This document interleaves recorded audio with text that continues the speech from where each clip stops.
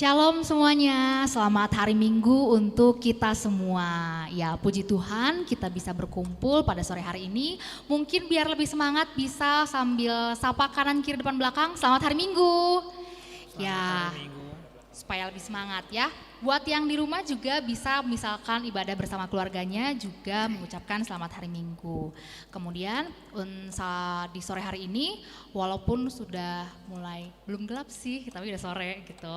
Tentunya tidak mengurangi sukacita kita untuk beribadah bersama-sama. Dan pastinya kita mau muji dan memuliakan Tuhan juga. Kita angkat pujian bersama-sama dari lagu Datanglah dan Bertahta.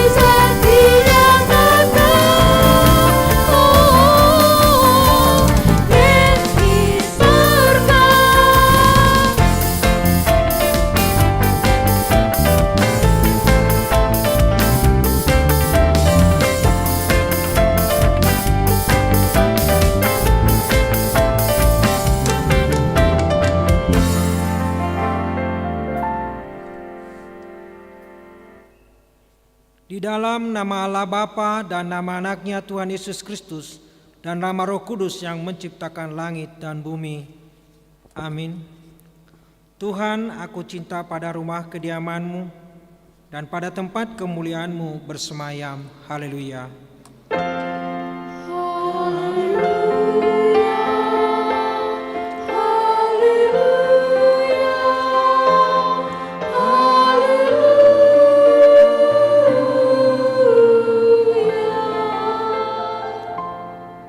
Kita berdoa.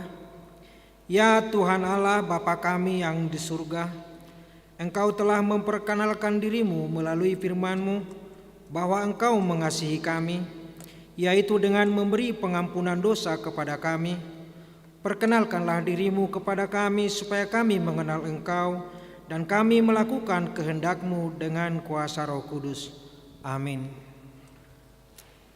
Hanya di dalam Tuhan saja kita bisa menemukan kebahagiaan yang sejati. Kita angkat pujian bersama-sama dari Kidung Jemaat nomor 388, Selamat di Tangan Yesus ayat 1 dan ayat 2.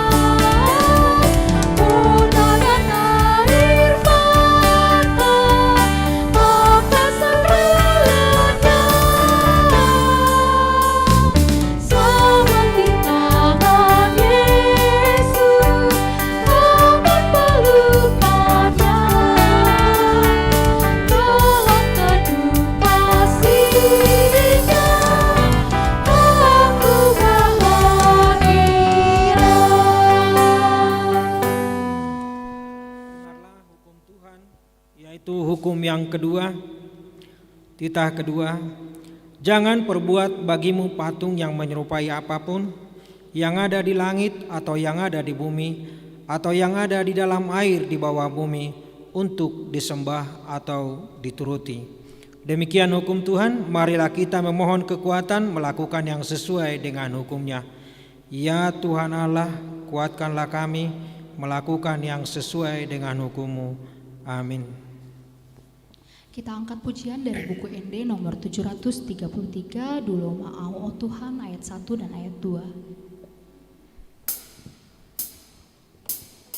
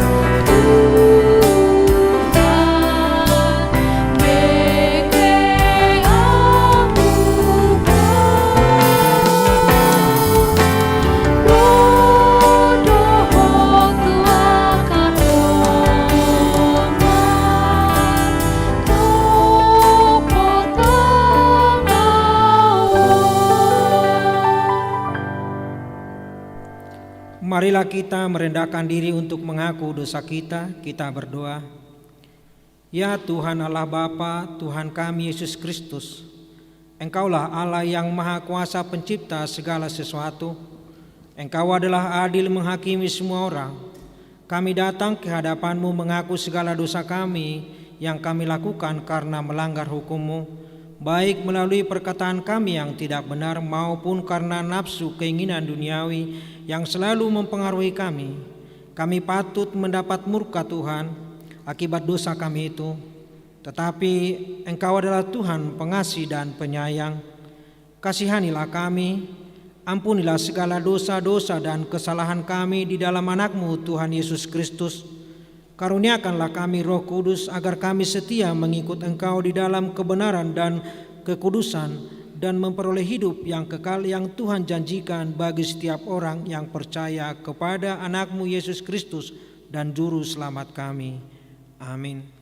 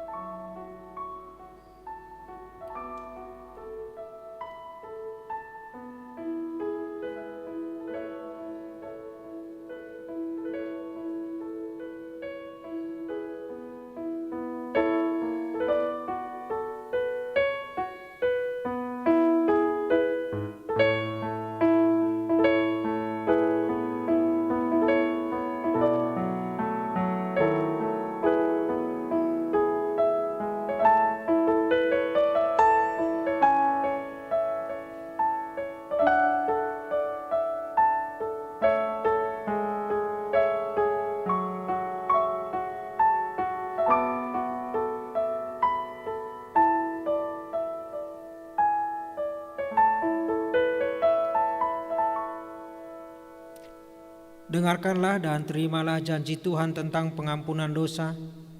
Tuhan adalah penyayang dan pengasih, panjang sabar dan berlimpah anugerah kasih setia. Tidak dilakukannya kepada kita setimpal dengan dosa kita, dan tidak dibalasnya kepada kita setimpal dengan kesalahan kita. Seperti Bapa sayang kepada anak-anaknya, demikian Tuhan sayang kepada orang-orang yang takut akan Dia. Kemuliaan bagi Allah di tempat yang maha tinggi. Amin. Saudara-saudara, mau kemanapun kita pergi, Ia selalu ada bersama kita. Dan apapun yang kita pikirkan dan kita rasakan, Ia selalu tahu sebelum kita menyampaikannya kepada Dia. Mari kita bawa hati kita lebih dalam lagi, lebih dekat lagi kepadanya, sambil menyanyikan Pribadi yang Mengenal Hatiku.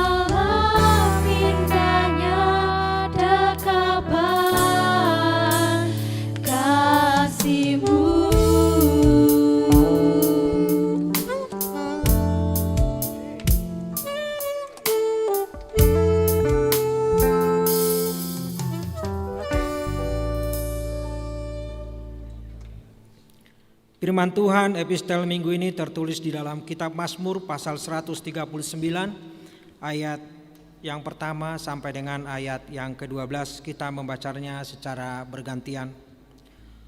Untuk pemimpin biduan Mazmur Daud. Tuhan, Engkau menyelidiki dan mengenal aku.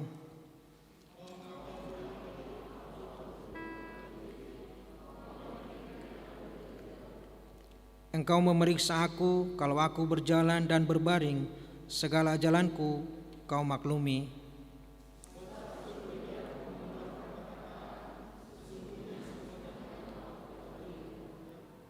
Dari belakang dan dari depan Engkau mengurung aku, dan Engkau menaruh tanganmu ke atasku.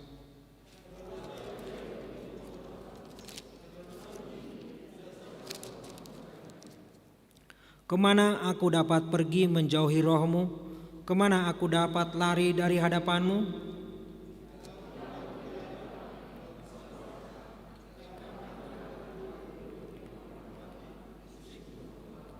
Jika aku terbang dengan sayap fajar dan membuat kediaman di ujung laut,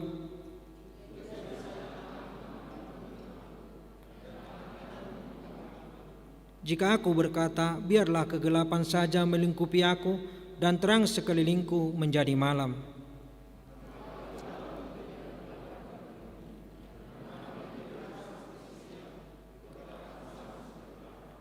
Demikian firman Tuhan. Berbahagialah orang yang mendengar firman Allah serta memeliharanya. Amin. Manusia boleh berencana, tapi Tuhanlah yang mengizinkan. Karena itu kita patut selalu percaya kepada Yesus. Mari kita angkat pujian, Hatiku Percaya.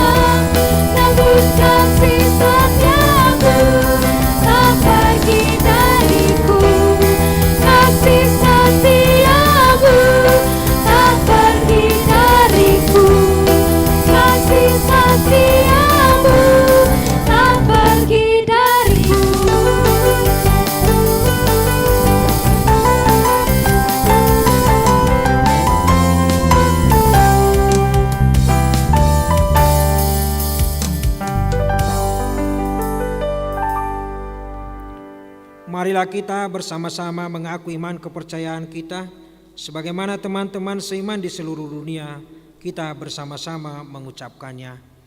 Aku percaya kepada Allah, Bapa yang Maha Kuasa, Khalik langit dan bumi. Aku percaya kepada Yesus Kristus, Anaknya yang tunggal Tuhan kita, yang dikandung daripada Roh Kudus, lahir dari anak darah Maria, yang menderita sengsara di bawah pemerintahan Pontius Pilatus, disalibkan, mati dan dikuburkan, yang turun ke dalam kerajaan maut, pada hari yang ketiga bangkit pula dari antara orang mati, naik ke surga, duduk di sebelah kanan Allah, Bapa yang Maha Kuasa. Dari sana akan datang kelak untuk menghakimi orang yang hidup dan yang mati. Aku percaya kepada Roh Kudus dan adanya satu gereja yang kudus dan am, persekutuan orang kudus, pengampunan dosa, kebangkitan daging, dan hidup yang kekal. Amin.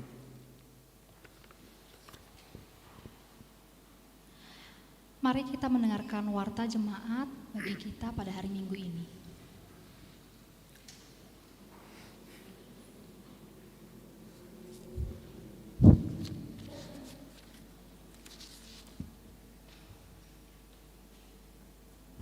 Shalom. Shalom. Untuk memperjelas warta gereja pada hari ini, minggu kedua sesudah Epifanias, topik minggu Tuhan mengenal engkau. Adapun warta gereja pada saat ini dapat kami bacakan beberapa item. Yang pertama, Koinonia 2.3 rapat resort. Pada hari Selasa tanggal 19 Januari 2021 akan diadakan rapat resort bertempat di gedung sekolah minggu. Sehubungan dengan itu, diundang semua parhalado, ketua dewan dan ketua seksi untuk menghadiri rapat tersebut dimulai pukul 17.00 WIB. Yang berikut 2.4 rapat huria. Pada hari Jumat tanggal 29 Januari 2021, gereja kita akan mengadakan rapat huria untuk menerima laporan pelayanan dan keuangan 2020 dan menetapkan program dan anggaran HKBP Jalan Lurah Cimahi Resort Cimahi tahun 2021. Tempat di gedung sekolah minggu. Sehubungan dengan itu, diundang semua parhalado, dewan serta pengurus seksi dan jemaat, termasuk diwakili 5 orang jemaat setiap week. Untuk mengikuti rapat tersebut, waktu dimulai pukul 9.00 WIB. Yang berikut diakonia. Pemberitahuan 5.1 jemaat baru atau ruas Nataba. Terhitung mulai hari ini Minggu 17 Januari 2021 menjadi jemaat baru atau ruas Nataba Bapak Jesron Feroman Dorianto Sitorus, Ibu Mania Dewi Sinta Boru Sihotang, bersama 2 orang anak yang datang dari HKBP Lubban Nabolun, saat ini berdomisili di Jalan Permana nomor 100 RT 05 RW 06 Citerep, masuk WEK 5. Tadi pagi sudah berdiri di depan jemaat. Yang berikut 5.2 guru sekolah minggu. Terhitung mulai hari ini Minggu 17 Januari 2021, Saudara Yosua Pangihutan Sagala ST mengundurkan diri sebagai guru sekolah minggu dikarenakan yang bersangkutan bekerja di luar kota. Gereja kita mengucapkan terima kasih atas pelayanannya selama ini. Selanjutnya 5.3 pisah sambut preses.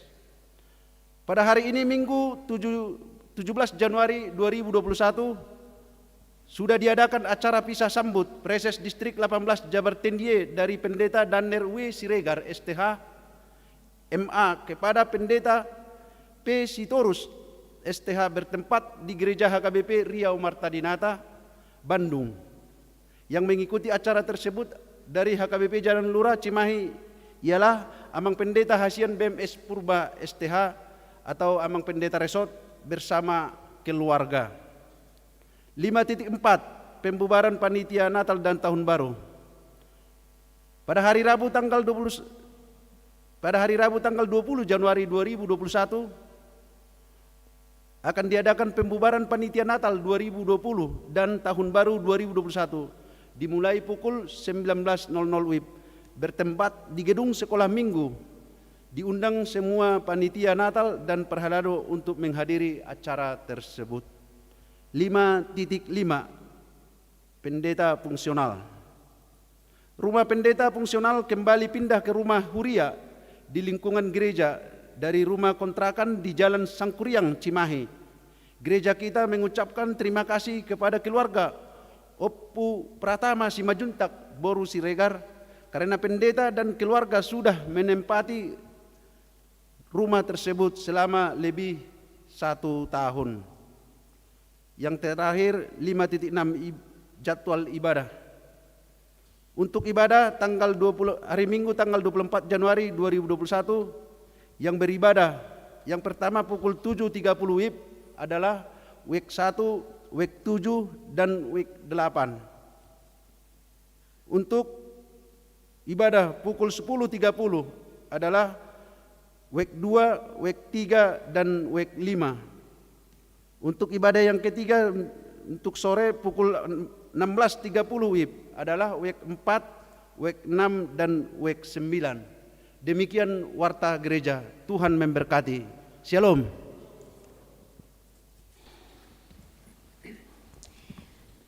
Tuhan kita adalah Tuhan yang sungguh luar biasa dan Ia memperhatikan setiap pribadi kita satu persatu tanpa ada yang terlewat. Dan hanya Dialah yang benar-benar layak untuk mendapatkan pujian dari kita. Mari kita bersorak-sorai bersama-sama bersama lagu Segala Puji Syukur.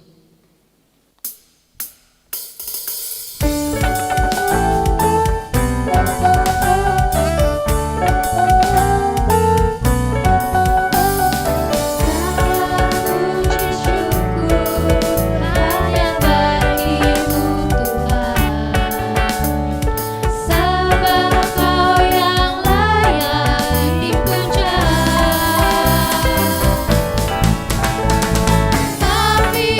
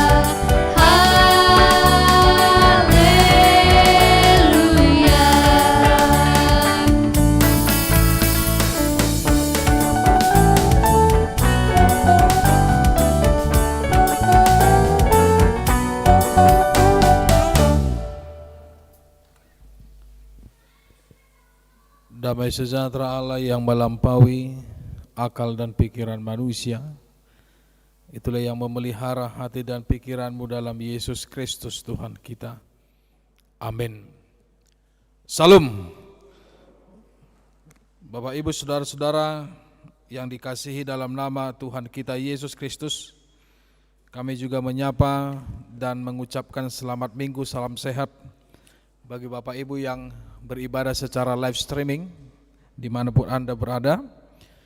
Firman Tuhan di dalam minggu kedua setelah Epifanias dengan topik pada minggu ini adalah Tuhan mengenal engkau, diambil dari Yohanes pasal yang pertama, dibuka dari ayat 43 sampai ayat yang ke-51.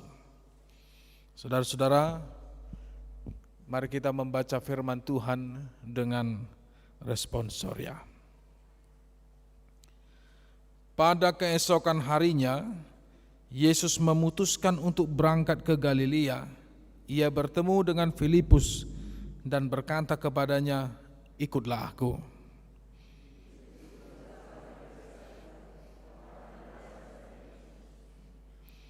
Filipus bertemu dengan Natanael dan berkata kepadanya, "Kami telah menemukan Dia yang disebut oleh Musa dalam kitab Taurat dan oleh para nabi, yaitu Yesus anak Yusuf dari Nazaret."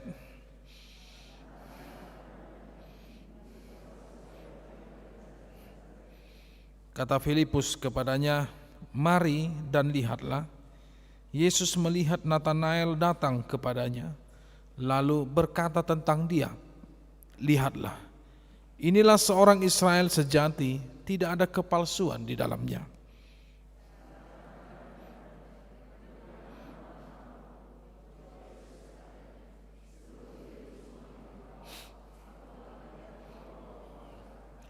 Kata Natanael kepadanya, "Rabi, engkau anak Allah, engkau raja orang Israel."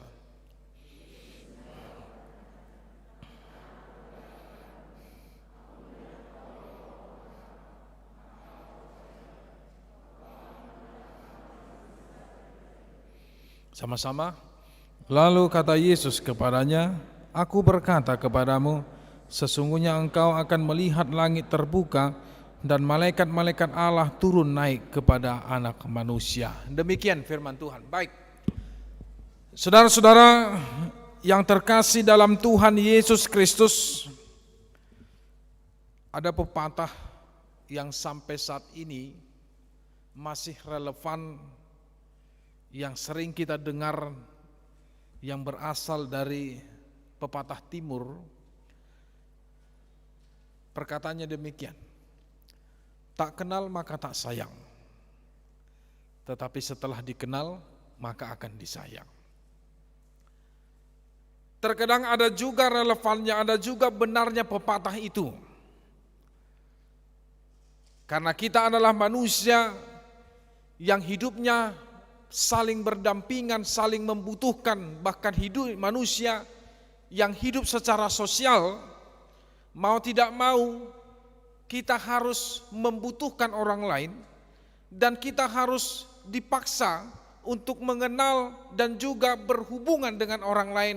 Bagaimana hubungan itu bisa membuahkan hubungan yang harmonis sebagai teman, sebagai saudara, sebagai keluarga di tengah-tengah kehidupan kita. Terkadang memang kalau ada orang yang tidak kita kenal di samping kita, ya ada orang cuek-cuek aja, ya kan, diem aja. Apalagi kalau masa-masa handphone sekarang, jangankan yang tidak kenal, yang saling mengenal aja sudah sedikit mereka berbicara, lebih banyak mereka berkomunikasi dengan handphonenya. Kan itu sekarang. Bahkan yang paling ya sedih, bisa saya katakan, jangankan kepada orang lain ya, di tengah-tengah hubungan berkeluarga antara ayah, ibu, anak-anak, suami, istri dan juga anak-anak, tidak ada lagi mungkin, sedikit mungkin ditemukan hubungan yang harmonis, komunikasi yang baik, karena kemajuan zaman ini telah banyak disalahpergunakan dengan merusak hubungan harmonis itu, merusak komunikasi antara keluarga satu dengan yang lain. Itu dapat dilihat jika keluarga itu duduk di sebuah ruangan, lihat di jammu. Berapa lamakah kalian berbincang-bincang? Berapa lamakah kalian berkomunikasi dengan keluargamu? Saya rasa mungkin lebih sedikit kita berkomunikasi, tetapi lebih banyak kita memakai smartphone kita berkomunikasi, hidup dengan smartphone yang ada di tengah-tengah genggaman kita. Dan itu relevan. Kalau tidak dikenal mungkin ya agak, boleh saya katakan agak canggung untuk menyapa. Kalau dalam bahasa Batak atarhaduk dobe, ya menyapa. Kalau di Bandung ini masih enak, atau di Cimahi ini, kalau kita berpas-pasan kita akan berkata punten gitu. Atau dalam saat olahraga pagi-pagi ketika kita berpas-pasan, kita saling melihat, mungkin kita akan menyapa selamat pagi, salam sehat, dan hal sebagainya ya. Tetapi ada juga tipikal orang yang tidak dia kenal, ya cuek-cuek aja. Bahkan ada juga tipikal orang yang sudah dia kenal pun, ya mungkin dia cuek-cuek saja. Ada tipikal orang yang seperti itu. Ya. Tetapi ketika seseorang atau ketika kita sudah mengenal dia, ketika kita sudah lama mengenal dia, mengetahui siapakah dia, mengetahui di manakah rumahnya, mengetahui bagaimanakah sifatnya, wataknya, perilakunya, kita akan menganggap dia bukan hanya sekedar teman, tetapi kita akan menganggap dia adalah seorang teman yang sangat-sangat akrab. Tapi kalau bahasa Bataknya lebih tepat, ale-ale. Ya. Kalau ale-ale ini adalah seseorang yang sangat dekat kepada kita, seseorang yang kita bisa menjadi teman curhat, teman kemanapun pergi, teman seperjuangan, bukan hanya teman ketika kita berbahagia, bukannya teman ketika kita memiliki sesuatu, tetapi teman yang sejati adalah ketika kita memiliki kekurangan, ketika kita memiliki keterbatasan, dan ketika kita berada dalam situasi sedih, maka dia hadir untuk membantu, menolong, sekaligus ketika pun dia tidak bisa menolong atau membantu, tapi dia hadir untuk menemani kesedihan kita. Itu teman. Itu sebabnya perlu pengenalan terhadap seseorang. Sama seperti orang yang mau berpacaran atau mau yang berhubungan, jangan cepat-cepat memutuskan untuk jatuh cinta kepadanya, jangan cepat-cepat untuk memutuskan untuk menikah dengannya tanpa mengenal siapakah dia. Jadi jangan ada lagi istilah cerai aja lah, terlalu itulah karena hubungan terlalu singkat aku mengenal engkau. Ya, makanya sifat orang itu selama pacaran, ya hati-hati. Selama pacaran dia akan cenderung memperlihatkan sifat yang baik. Dia akan cenderung memperlihatkan akhlak yang baik. Dia akan cenderung memperhatikan kita dengan baik, tapi setelah berkeluarga baru kelihatan aslinya. Ya. Tapi kalau ada pacaran yang sudah 2-3 tahun atau 5 tahun, ya kalau saya mengatakan itu bagus, karena mereka sudah saling mengenal dalam, ya, saling mengenal antara satu yang dengan yang lain. Ya. Nah, inilah firman Tuhan saat ini, saudara-saudaraku. Topiknya adalah Tuhan mengenal engkau. Allah mengenal engkau. Bukan sekedar mengenal secara pribadi, bukan hanya sekedar mengenal secara watak, secara fisik, secara, boleh saya katakan, secara kehidupan dari luar aja. Tetapi justru Tuhan jauh lebih mengenal kita. Siapakah kita, bagaimanakah kita. Tuhan jauh lebih mengenal itu. Itu sebabnya ketika Tuhan memilih para murid-muridnya, dia tidak memilih orang-orang sembarangan. Tapi jauh sebelum Yesus hadir di tengah-tengah dunia ini, orang-orang pilihan itu sudah dipilih, sama seperti Maria. Siapa yang mengenal Maria? Enggak ada. Siapa yang mengenal Maria pada zamannya? Tidak ada. Karena memang Maria bukan berasal dari latar belakang bangsawan. Bukan berasal dari latar belakang seorang perempuan yang patut dihormati. Seorang wanita yang memiliki keturunan pendidikan yang tinggi. Tidak. Ya. Tetapi justru Allah memilih dia untuk melahirkan Sang Juru Selamat. Ya. Kenapa Allah memilih para nabi-nabi? Siapakah para nabi-nabi? Nabi-nabi itu kebanyakan dari mereka adalah orang-orang yang tidak memiliki latar belakang yang penting. Tapi justru tanpa sepengetahuan manusia, Allah memilih mereka. Kan begitu. Begitu juga para murid-murid, saudara-saudara. Siapa yang menyangka para murid-murid itu berasal dari golongan-golongan tertentu. Golongan-golongan yang kebanyakan mereka tidak disukai oleh masyarakat. Salah satunya adalah para murid-murid ada yang berasal dari pemungut cukai, ada. Jadi kalau dikatakan dulu pemungut cukai, ya dalam bahasa bukan kasar sih, agak dalam bahasa yang tidak baik, ya dalam kamus bahasa Indonesia dikatakan ya rentenir, ya itu pemungut cukai pada zaman itu. Jadi kalau dikatakan pemungut cukai pada zaman itu orang yang sangat dibenci. Ya. Tetapi justru itu dipakai oleh Yesus untuk menjari murid-muridnya, meninggalkan pekerjaannya, meninggalkan semua yang harta duniawinya untuk mengikuti Yesus. Nah, murid-murid Yesus juga ada yang berasal dari penjala ikan, ada. Murid-murid Yesus juga ada yang berasal dari akhlak atau pengetahuan yang tidak terlalu tinggi, yang biasa-biasa aja, yang merupakan seorang pemikir. Ada Nathanael, firman Tuhan pada saat ini. Nah itu sebabnya saudara-saudara, mereka semua dipilih oleh Tuhan untuk menjadi pengikut-pengikutnya. Tetapi dalam pemilihan itu, ketika Yesus memilih mereka, ketika Yesus memanggil mereka, banyak dari antara murid-murid yang justru herannya tidak mengenal Yesus secara baik. Walaupun mereka bersama-sama dengan Yesus siang dan malam, pagi dan petang, kemana Yesus pergi, di situ para murid-muridnya. Ketika Yesus duduk, mereka para murid-muridnya mendengarkan perkataan Yesus. Ketika Yesus makan, mereka bersama-sama dengan Yesus makan. Ketika Yesus tidur, mereka bersama-sama di sebelah Yesus untuk tidur. Selama 3,5 tahun mereka bersama-sama dengan Yesus. Nah itu sebabnya pemilihan yang dilakukan oleh Yesus adalah pemilihan yang bukan dari manusia. Bukan manusia itu yang memilih Yesus, tapi Yesus justru yang memanggil dan yang memilih mereka untuk memikul salib. Untuk bersama-sama memberitakan Injil. Untuk melihat situasi, untuk mengenal siapakah Mesias, siapakah anak-anak, siapakah Yesus itu. Karena menjadi murid Yesus tidak segampang memutar balik tangan. Karena menjadi murid Yesus haruslah berani memikul salib. Artinya memikul penderitaan. Ya.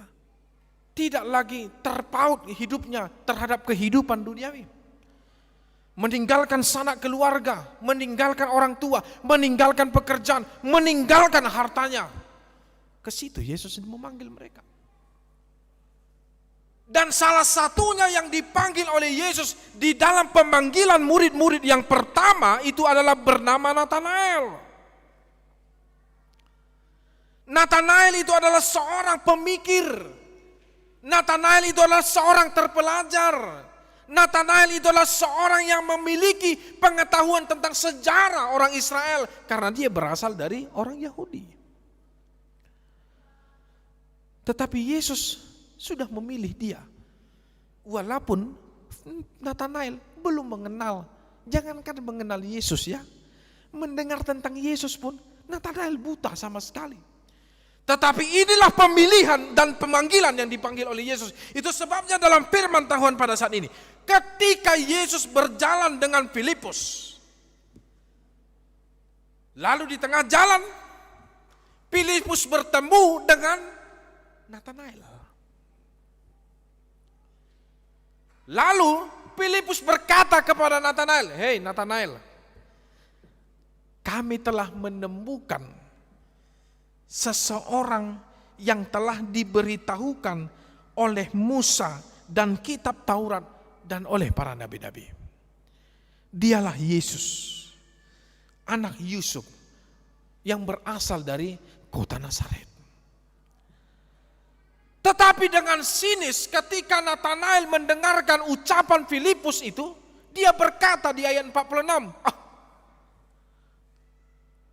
mungkinkah sesuatu yang baik datang dari Nazaret? Kenapa dia berkata demikian? Karena Natanael, dia mengetahui sejarah kota Nazaret. Nazaret itu adalah sebuah kota yang sangat kecil. Kota yang tidak layak diperhitungkan. Ibaratnya kota yang tidak masuk peta. Tidak ada seseorang yang terpandang keluar dari kota Nazaret. Tidak ada pejabat atau orang yang ternama yang dikenal dari kota Nazaret. Ya. Makanya ketika orang mendengarkan kota Nazaret pada zaman itu, maka orang akan menganggap remeh. Nazaret apa itu? Ya. Kecil itu. Ya. Ya, sama seperti orang Batak. Kalau dulu agak sinis mendengar kata si Piongot, ya. Dari mana kau si Piongot? Si Piongot. Kota dia tuh Torinda dong. Ya. Penuh dengan perdukunan katanya dulu. Banyak orang yang menganggap demikian, kalau saya tidak. Ya.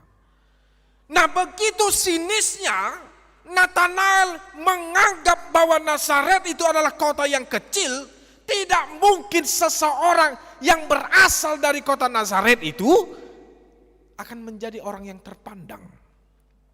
Apalagi dikatakan sebagai Mesias. Tidak mungkin itu. Ya. Sama seperti anggapan orang sampai saat ini. Jadi anggapan orang sampai saat ini sama seperti anggapan orang Yahudi. Enggak mungkin Tuhan beranak. Ya memang, siapa bilang Tuhan beranak?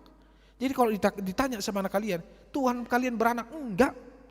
Loh, itu ada perkataan anak Allah. Iya, jangan sangkut pautkan perkataan kalimat anak Allah itu sebagai kalimat anak dalam arti biologis. Kan itu yang dianggap orang, berarti kalau ada anaknya, berarti kalau harus ada istrinya, kan begitu. Ya, tidak mungkin Tuhan diperanakkan. Iya, memang tidak mungkin. Tuhan kalian 3, 1. Kalau ditanya orang, Tuhan kalian 3, ada orang Kristen yang tak tahu. Iya, Tuhan kami 3 memang. Itulah kalian, Tuhan kalian 3. Padahal Tuhan 1 sebenarnya, yang dikatakan Esa. Datanglah orang Kristen yang tidak tahu apa-apa, diam 1000 bahasa, karena dia tidak bisa menjawab apa-apa. Siapa bilang Tuhan kita 3? Ya, Tuhan kita 1, tetapi di dalam 3 wujud. Kan begitu. Yaitu Allah Bapa, Firman, dan Roh Kudus. Firman-Nya yang menjadi manusia yang dinamakan Yesus. Gampang. Tapi banyak orang yang tidak mau bersaksi demikian. Tetapi ketika Yesus melihat sosok Natanael, dia berpaling untuk datang kepada Natanael. Lalu sebelum Natanael mengucapkan kata-katanya kepada Yesus, maka Yesus terlebih dahulu mengucapkan kata kepada Natanael dan menyanjung Natanael dengan perkataan, lihat, inilah orang Israel yang sejati, tidak ada kepalsuan di dalamnya. Karena memang sejatinya Natanael itu adalah orang jujur, ya. Natanael itu orang jujur. Apa yang dia lihat, itu yang dia ucapkan. Apa yang dia pelajari, itu yang dia katakan. Apa yang dia dengar, itu yang disampaikan. Makanya Yesus menyanjung kejujurannya dengan perkataan, inilah orang Israel, tidak ada kepalsuan di dalamnya. Kenapa? Karena dia berkata adanya. Karena dia mengetahui bahwa Nazaret itu adalah kota yang kecil. Tidak mungkin ada orang terpandang keluar dari situ. Itu menurut pengetahuan yang dia miliki. Makanya Yesus menyanjung dia. Tetapi dengan sangat terkejut Natanael mendengarkan perkataan Yesus ini, seolah-olah Natanael, loh, kenapa dia mengenal aku? siapakah dia? Aku tidak pernah bertemu dengan dia, tapi dia sudah mengenal aku. Siapa dia ini? Lalu dia berkata dalam dirinya, who I am, siapakah aku yang patut dikenal oleh orang? Tidak banyak orang yang mengenal aku, tetapi dia justru mengenal aku. Dia bernama Yesus. Aku tidak pernah mendengar namanya. Jangankan bertemu, jangankan melihat wajahnya, mendengarkan namanya pun aku tidak pernah. Karena dia berasal bukan dari keluarga terpandang. Karena Alkitab berkata, Yesus itu adalah anak seorang tukang kayu. Apa sih seorang tukang kayu? Apakah dia memiliki jabatan? Tidak. Ya. Memang bapaknya agak terkenal pada saat itu, tetapi terkenal karena tukang kayu. Ya, kenapa? Ya, menurut yang saya pelajari, mungkin Yusuf itu agak terkenal namanya karena dia pandai, lihai membuat perabotan dari kayu. Mungkin dia pandai membuat sebuah mebel dari kayu, makanya orang mengenal dia. Ya, sama seperti zaman sekarang, kalau ada keahliannya, maka orang akan mengenal dia, kan begitu.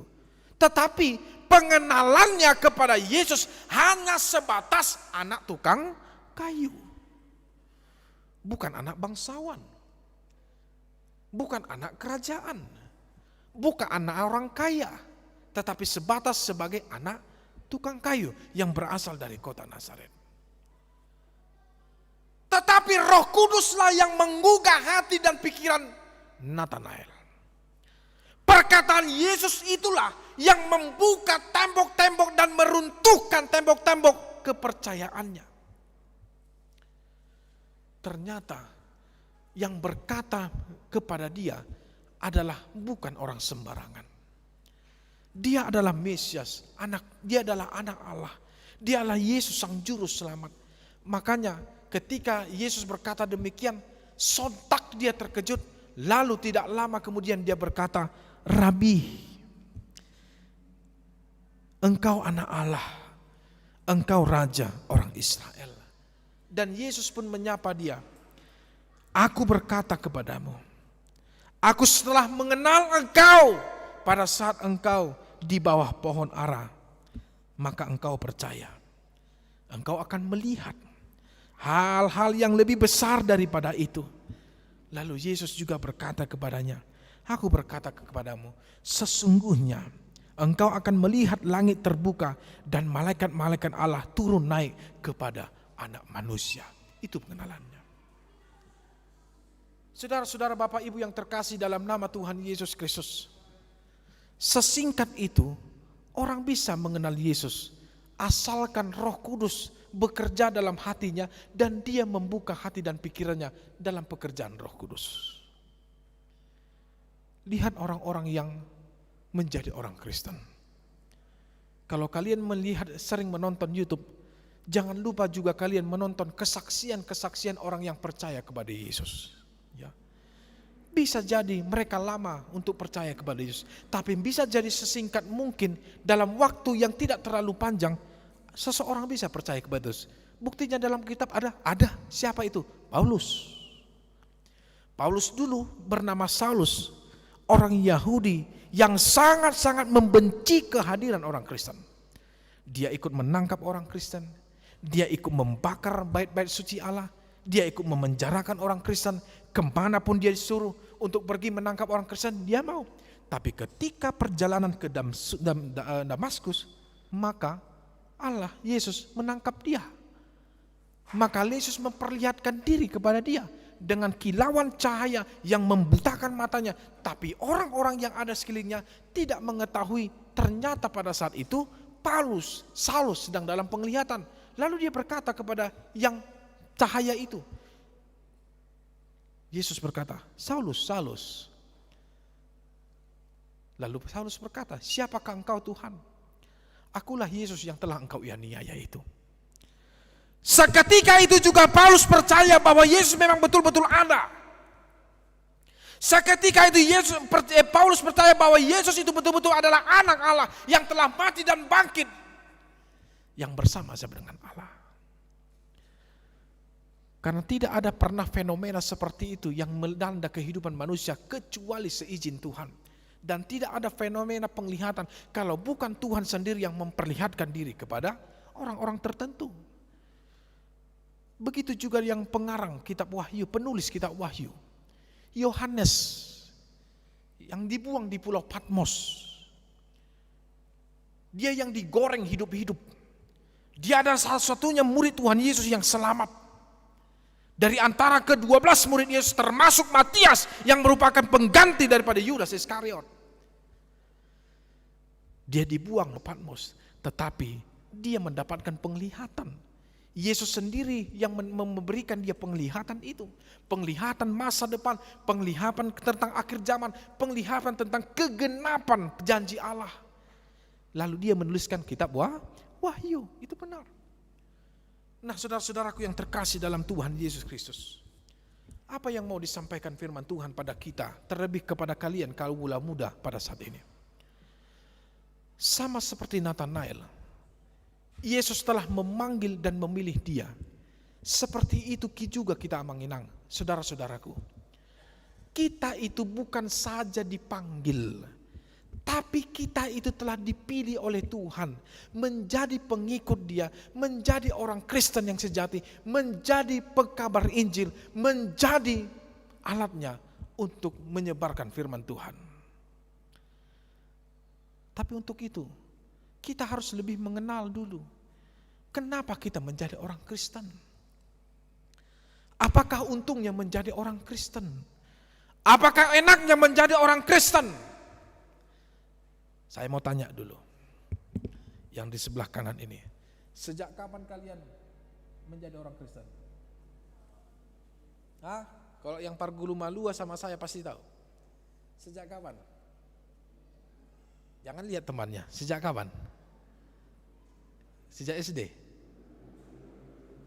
Kok bengong? Ini enggak tahu nih. Mau call the friend? Mau pakai 50-50 seperti kuis itu? Yang di sini, Inang dan semua saudara-saudaraku, sejak kapan kalian Kristen? Enggak tahu. Yang sebelah di sini, sejak kapan Kristen? Sejak kapan? Sejak kapan kalian Kristen? Siapa yang tahu? Kalau ada yang tahu, saya traktir makan. Sejak kapan Kristen? Musik, sejak kapan Kristen? Sejak kapan kalian Kristen? Ini bahaya ini. Janganlah tanya Sintua nanti malam mereka. Sejak kapan Kristen? Sejak dilahirkan Amang, bapakku kan Kristen. Oh, belum tentu. Sejak aku di dalam kandungan Amang, aku sudah menjadi orang Kristen. Ya, belum tentu. Bisa jadi mamanya dan bapaknya menikah secara Kristen, tapi ketika mengandung engkau berubah agamanya. Sejak kapan? Sejak engkau diserahkan untuk menerima baptisan. Oh iya dalam hatinya, aduh kok gak gitu ku jawab, aduh enakin dibawa Amang itu dimakan-makan. Saya traktir makan, sepuasnya kalau bisa jawab. Tapi untung kalian gak bisa jawab. Kenapa? Syukur aja gak bisa jawab, saya gak punya uang. Itu sebabnya ketika engkau dibaptis di sini, orang tuamu yang membawa engkau, iman orang tuamu yang menyatakan dan membawa engkau untuk dibaptis. Makanya ketika dibaptis, pendeta menyebut namamu. Ucok Hasiholan Silalahi. Engkau kubaptis di dalam nama Allah Bapa, Anak dan Roh Kudus. Ya. Disitulah kau sah menjadi orang Kristen.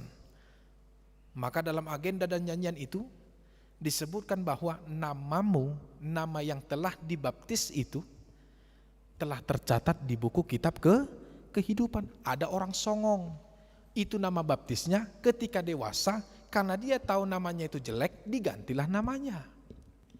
Ya kan? Diganti namanya. Ya. Banyak orang seperti itu. Ya. Atau ditambah-tambahin namanya, ya. Mungkin dia ngefans dengan seseorang artis, dirubah namanya. Makanya sampai sekarang tidak boleh orang Kristen merubah namanya, karena namanya itu yang dibaptis itulah yang telah dicatat dalam buku kitab kehidupan. Ya, makanya bikin nama jangan sembarangan dan jangan jelek. Ya. Iya kan? Orang Batak dulu sering membuat nama anaknya jelek. Saya ngaku nama saya ada jelek satu. Gak kalian tahu itu. Yang kalian tahu nama saya adalah inisialnya D dan I. Padahal nama saya ada hilang. Antara D dan I ada nama saya yang jelek. Tapi bagi saya itu tidak jelek. Ya, saya baru tahu ketika saya mau, maka tidak kon hapor siaun. Di situ saya tahu. Ali, Dodi, Larno, Indra, Simbarmata. Saya gini kan tangan saya sama pendeta. Amang, bukan itu nama saya. Bukan itu nama kau. Iya itu nama kau. Bukan itu nama kau. Saya bilang sama pendeta yang pada saat itu. Iya ini nama kau ini. Nah katanya. Ya. Lalu saya tanya kepada bapak saya. Kenapa nama saya begitu Pak? Iya. Dulu sewaktu mau dibaptis, tiba-tiba tulangmu datang menghadap pendeta. Ditambahilah namamu tanpa sepengetahuan bapak dan mama. Ketika kau sudah dibaptis, bapak pun terkejut dan mama pun terkejut, namamu ditambahi. Tapi biarlah, itu adalah pemberian. Dia katakan demikian, makanya gak boleh hilang. Nah itu sebabnya saudara-saudara, menjadi orang Kristen adalah panggilan dan pilihan yang tepat. Dan itu adalah kado spesial, dan itu adalah bonus yang sangat terindah dalam kehidupan kita selama di dunia ini. Jadi jangan sangkal dirimu sebagai orang Kristen, dan berbahagialah engkau sebagai orang Kristen. Matius 22 ayat 14, banyak yang dipanggil tapi sedikit yang dipilih. Terpujilah Tuhan, kau dipanggil, engkau juga dipilih. Amin. Dipilih sebagai orang yang menyatakan firman-Nya. Sekarang yang menjadi pertanyaan, apakah untungnya menjadi orang Kristen? Jawabnya tidak ada secara duniawi. Karena menjadi orang Kristen adalah sebuah pergumulan yang harus dihadapi. Makanya saya selalu berkata, kalau ada orang remaja, anak CD, anak SD, anak TK, bahkan yang sudah dewasa, yang sudah berkeluarga, yang sudah opung-opung, yang ketika dia berkata, Amang, ternyata menjadi orang Kristen ini tidak enak. Aku terus diejek, aku terus dihina, aku dikatakan kafir, aku dikatakan ini, aku disingkirkan, aku tidak punya teman, aku difitnah. Ya, itu yang harus. Makanya Yesus berkata, bukan karena dirimu engkau dibenci dunia ini, tetapi karena aku. Yesus sudah berkata demikian. Tapi Yesus sudah menunjukkan pertama sekali pengorbanannya. Sebelum kita itu dipilih dan dipanggil, Yesus sudah berkorban demi kita. Di dalam kayu salibnya, dia memberikan keselamatan yang selama-lamanya itu hadir kepada setiap orang yang percaya. Makanya keselamatan itu akan selalu ada kepada orang yang selalu memelihara imannya dan yang berbuah di tengah-tengah hidupnya. Seperti dalam Yohanes 15 ayat 16, bukan kamu yang memilih aku, tetapi akulah yang memilih kamu, dan aku menetapkan engkau supaya kamu pergi dan menghasilkan buah, dan buahmu itu tetap, supaya apa yang kamu minta kepada Bapa dalam namaku diberikannya kepadamu. Nah saudara-saudara, adik-adikku yang terkasih dalam Tuhan Yesus, banggalah sebagai orang Kristen walaupun tidak mengenakkan. Ibaratnya makanan, jangan katakan tidak selamanya makanan yang enak itu menyehatkan, betul? Tetapi makanan yang tidak enak itu bisa saja menyehatkan. Jangan katakan obat itu enak. Tidak ada obat yang enak. Kalau dulu waktu saya kecil, kalau disodorkan obat oleh mama saya, nah makan obat itu, sirup, pahit mangga mamaku, gak ada obat yang manis bodoh, katanya sama saya. Sekarang sudah ada obat yang manis, ya kan? Tapi tidak selamanya obat itu ya tidak mengenakkan. walaupun dia pahit, tapi dia memberikan kesembuhan. Nah, begitulah kita, saudara-saudara. Kita bersyukur kita menjadi orang Kristen. Tetapi jangan hanya orang Kristen secara simbol. Ibarat orang pakai kalung, seperti rapper-rappernya orang Amerika, pakai kalung, salib besar, tato salib, tato di sini salib, di sini salib, di sini salib, di matanya salib. Tapi perbuatannya tidak mencerminkan sebagai orang Kristen. Nah, untuk itu, apa yang mau tugas kita lakukan? Tugas yang kita lakukan adalah pergilah berbuah. Buahmu apa? Tunjukkan kepada orang. Ya, kamu adalah orang Kristen melalui apa? Melalui perbuatanmu yang baik, melalui ucapanmu yang menyejukkan, melalui ucapanmu yang diberkati, melalui tanganmu yang memberikan bantuan dan menolong orang lain, melalui kakimu yang berjalan dalam jalan kebenaran, melalui mulutmu yang selalu mengutamakan suara kebenaran. Dan ketika engkau sudah disukai orang lain, maka orang akan melihat engkau bukan sebagai jati diri manusiawi saja, bukan sebagai identitasmu saja, tetapi sebagai orang Kristen. Lalu orang akan mengenal, oh benar, ternyata orang Kristen itu, dia itu adalah orang yang baik. Dia telah mempercayai Tuhan, maka aku pun akan tergerak untuk mempercayai siapakah Tuhannya yang mengajarkan. Nah, saudara-saudara, pulang dari gereja ini, hidupilah sebagai orang umat yang dipilih Tuhan. Berikan berkatmu bagi orang lain, jadikan berkat. Ya, jangan mau mengutuki, jangan mau melampiaskan amarah kepada orang lain. Tetapi menjadi orang Kristen adalah seperti Nathanael, menjadi orang-orang yang dipilih, walaupun kita tidak mengenal Tuhan secara Yesus secara fisik, tapi Yesus jauh telah mengenal kita sebelum dari kandungan, sama seperti Yeremia, sebelum dari kandungan Yesus Allah telah memilih dia. Demikian kita. Amin.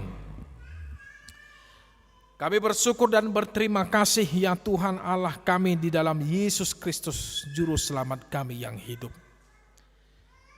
Segala puji, hormat dan terima kasih ya Tuhan.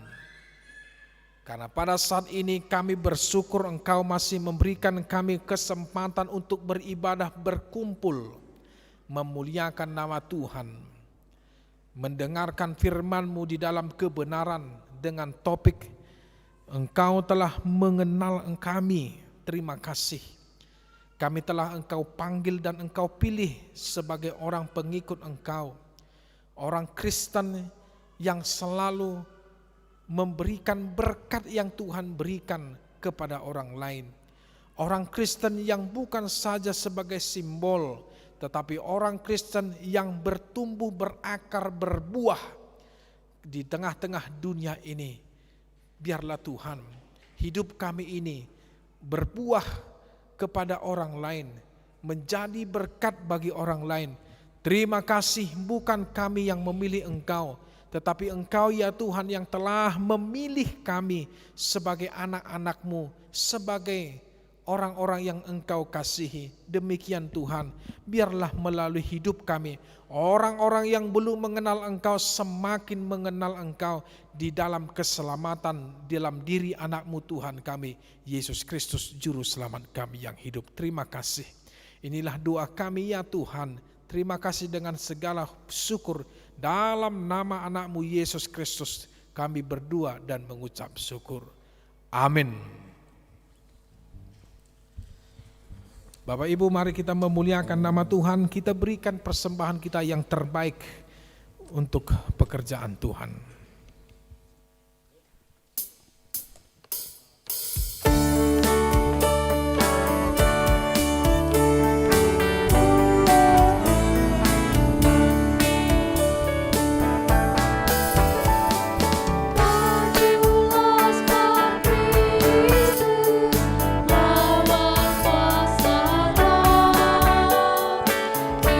Itu salib Yesus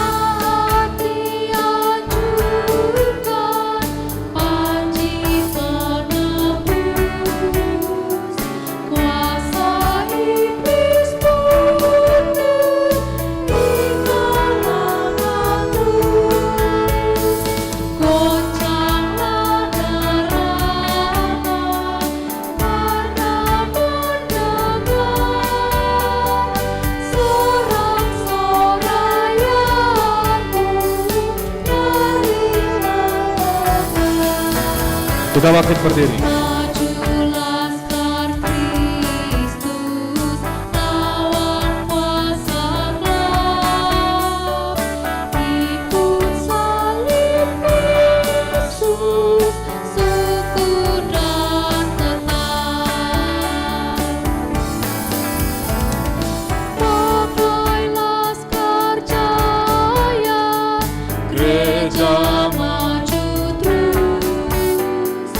Dijajak teladan saksi yang kudus. kita satu tubuh yang kudus dan nyata, satu pengharapan, satu pengiman.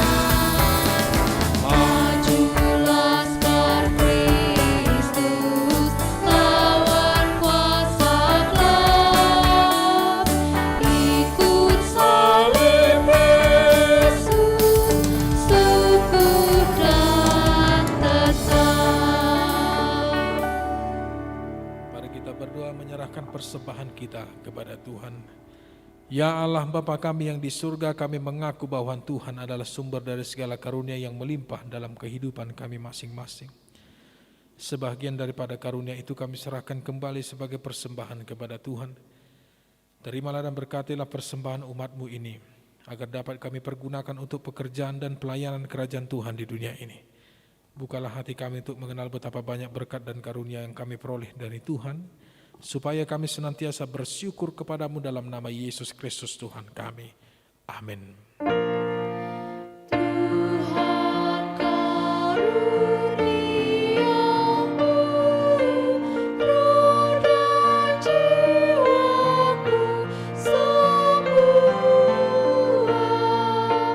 nyawa juga hidupku, harta milikku semua, ku serahkan padamu untuk selama-lamanya.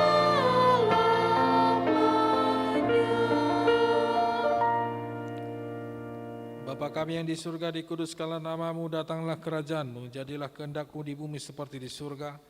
Berikanlah kami pada hari ini makanan kami yang secukupnya, dan ampunilah kami akan kesalahan kami, seperti kami juga telah mengampuni orang yang bersalah kepada kami. Dan janganlah membawa kami ke dalam pencobaan, tetapi lepaskanlah kami daripada yang jahat. Karena Engkau punya kerajaan dan kekuasaan dan kemuliaan sampai selama-lamanya. Amin.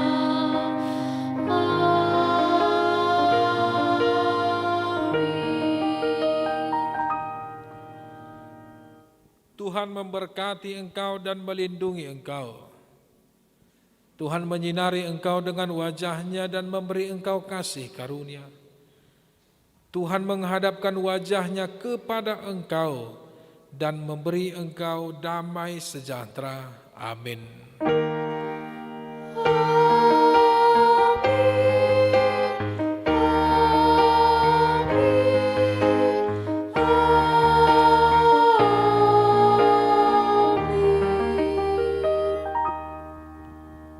Salam.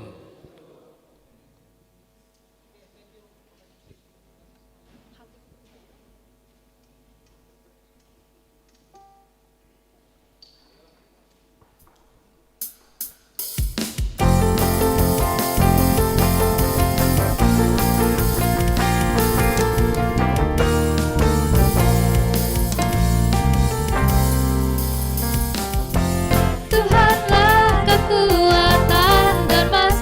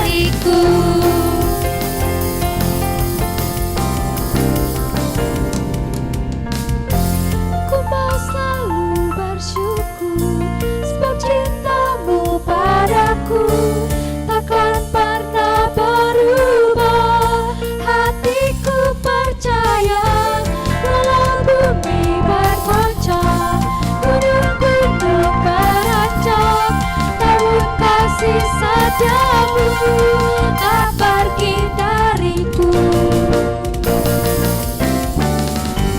Ku kan selalu bersyukur atas cintamu padaku.